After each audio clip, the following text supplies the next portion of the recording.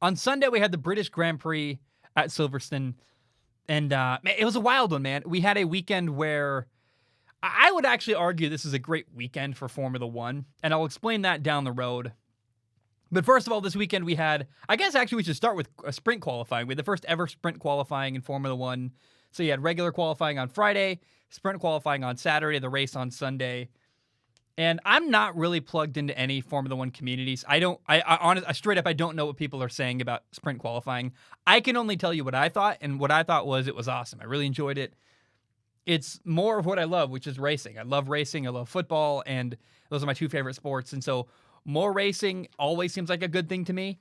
It hurt Red Bull. Sergio Perez had a DNF.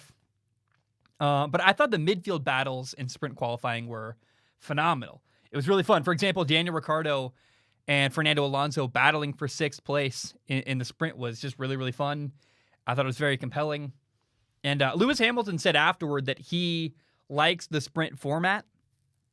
And for me, as someone who wants to see more of that, I thought that was a good sign, because what Lewis Hamilton says has a lot of weight. And so I just said, hey, I don't know if other people enjoyed sprint qualifying, but I certainly really, really enjoyed it. I'd like to see more of that ahead. Now, the race itself was quite controversial. So Lewis Hamilton won the race, and Charles Leclerc got second, Valtteri Bottas got third. Max Verstappen did not finish the race, and what's going to be remembered is the racing incident. Was it a racing incident? I guess just the incident in general between Lewis Hamilton and Max Verstappen on lap one. It's a big deal. Had massive ramifications for Formula One standings, for all kinds of stuff. And the best way I can describe what happened as neutrally as I can describe it, because I want to be fair. I'm very aware there are two sides here. Is that on lap one, Max was in the lead going around Copse Corner, and Lewis tried to make a move on the inside. They touched, and Max was sent off into the barriers. Max out of the race, car destroyed, and a trip to the hospital. Now, the question becomes, is it Lewis's fault? And was it dirty driving? And look, honestly, I'm having a hard time with this one still. Look, Red Bull's argument is they say that Max was in the lead going into the corner, and Lewis was never ahead of Max. Therefore, Red Bull believes that it was Max's corner and Lewis should have backed out. Plus, Lewis had room on the inside. Lewis kind of parked his car in the middle of the track when it felt like there was room on the inside of that corner he could have taken. And instead, it looked like, and it's not definitive. There was a pretty damning replay that made it look like, hey, Lewis pushed Max out wide. And I know that me saying even that it looked like Lewis pushed Max out wide, half the people are going to be angry, half the people are going to agree. It's one of the most controversial things I think I've ever seen in Formula One. Now, I will say, you think about the past, and Lewis has ran people off the track in the past. You cannot deny that. Go ask Alex Albon. And then think back to even Lewis Hamilton versus Nico Rosberg.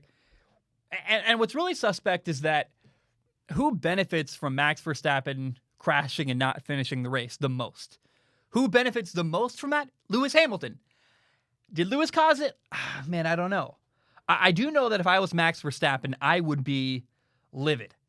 Because not only did you take the lead in the race, and not only did you crash the car, you also put my life at risk. And so if I was Lewis Hamilton, if I was Max Verstappen, I'd be very, very angry. I want to read what Max Verstappen posted on Instagram after the race. He said this. First of all, I'm glad I'm okay. It was quite an impact at 51G, but feeling better. Obviously, very disappointed with being taken out like this. The penalty given does not help us in any way and doesn't do justice to the dangerous move Lewis made on the track. Watching the celebrations after the race while still in the hospital is disrespectful and unsportsmanlike behavior, but we move on. So, look, I understand Max's point of view. Dude is pissed, right? He's, hey, yeah, Lewis got a 10-second penalty for touching me on the track. That doesn't help Max at all. And it appeared to not really hurt Lewis because he won the race anyway. And my fear, honestly, is that this is going to get really, really intense from here on out. And I'm curious if there's going to be more contact moving forward between Lewis and Max, and will there be retaliation? I mean, if something happens to Lewis and he spins out next, that's really, really intense waters that I don't know. And what if there's a moment where, hey, if there's a moment, could Lewis tap Max Verstappen in the final race of the year to win the race? I don't know. Now, I will say I am very glad that I didn't record immediately after Silverstone. I'm really glad I took some time. It's now Wednesday. And so I have to admit, I am very, very biased in my analysis of this moment because I openly am rooting for Max. I try not to hide that. Like, if I have bias and fandom, I try to share that. And so I would love to see Max and Red Bull steal the crown from Lewis Hamilton and Mercedes. I think it's a cool story. It's an underdog story. To watch Red Bull beat Mercedes would be very, very exciting and very, very cool. So, straight up, like, I root for Max. I think it'd be fun and exciting to see. Now, one thing, I've had time to consider a lot what happened this past weekend as I've sat on it and thought about it a lot. And it's really, really easy to make Lewis Hamilton out to be the villain this past weekend. But it's also worth pointing out, and by the way, I say it's definitive. Like, you watch the replay, it's very close. I mean, and I don't know. Like, it's not black and white as I kind of wanted it to be. The more I thought about it, the more I'm like, it's just not, to me, and I'm new to Formula One. I've been following for about a year and a half now. And so take everything I say with a grain of salt, but to me, it's not as black and white as other stuff has been in the past. And you have to point out that Max and Lewis are both very, very stubborn drivers. And the reality is that neither guy was going to pull out of that corner. And man, I think about if the roles had been reversed, if Lewis had been on the outside and in the lead, and Max was passing Lewis on the inside, I don't think Max would have pulled out either. So if the roles had been reversed, I think the same thing would have happened, but to the other guy. And anytime Lewis and Max Verstappen race each other, it's almost a game of chicken where it doesn't end until one guy pulls ahead or crashes. Neither guy is going to concede an inch. They don't. And then, in the replay, like, it looked like, hey, Max could have done more to give Lewis more room, and it looked like Lewis could have done more to give Max more room. So it's like, I don't know. This is very muddy and very ugly, and I'm curious what other people will say. But these guys are so competitive. Neither guy is going to back out of a corner like that, no matter who has position. And so the only takeaway I really can make from this past weekend is it Lewis's fault or not? Some people said yes, some people said no. What I do know is that from here on out, it's going to be very, very intense. This battle between Lewis and Max is heating up. The intense rivalry. I mean, Max is angry, and Lewis doesn't care. And all I know is, as a fan of racing, that's going to make some really, really interesting and dramatic storylines come in the future. Now, Red Bull had an awful weekend. Sergio Perez spun out during sprint qualifying. His DNF put him in last for the starting grid on Sunday for the actual Grand Prix. He did not get any points this weekend. Sergio Perez did not. He finished 16th in the race. The only kind of positive you can find at all for Red Bull or Sergio Perez is that he took a pit stop with 2 laps to go. He sacrificed any chance at a top 10 finish. But what he did in that pit stop is get new tires and get the fastest lap. So he stopped Lewis from getting points for the fastest lap. That kind of stole a point from Lewis. And he sacrificed, like, I'll sacrifice a point for me if I can take one from Lewis and help in the battle between Max and Lewis. Of course, Max did not get any points during the race either because he crashed. He did get 3 points from sprint qualifying. Remember, you get a point for finishing first during the sprint on Saturday. And here is why this weekend, I think 2 reasons why this weekend was very, very good for Formula One.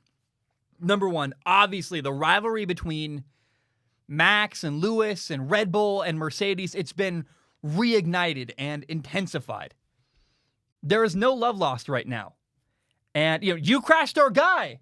And we'll be petty and steal fastest lap from you. Anything they can do. These 2 competitors are neck and neck there. I mean, Christian Horner, the Red Bull team principal, has been openly very, very unhappy with Toto Wolff. I've seen them talk very friendly in the past. Seems like all that's out the window right now. They are not happy with each other.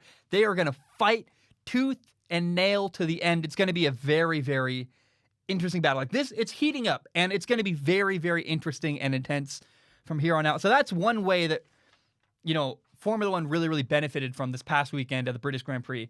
The second thing that happened was that the pack was brought closer together. The gap between Max and Lewis has been closed. I mean, the lead, Max leads Lewis 185 points to 177. Lewis is now in striking distance of Max Verstappen. And even as someone rooting for Max Verstappen, I acknowledge that's good for Formula One, and that actually makes me happy because I would love to see Max Verstappen win the Formula One title. I shamelessly admit that. But what I do not want is a blowout. I hate when one person wins decisively and it's not interesting and it's boring till the end. So, and now I respect a dominating win, but if I'm honest with myself, I don't enjoy that. I would like to see it come down to the final race.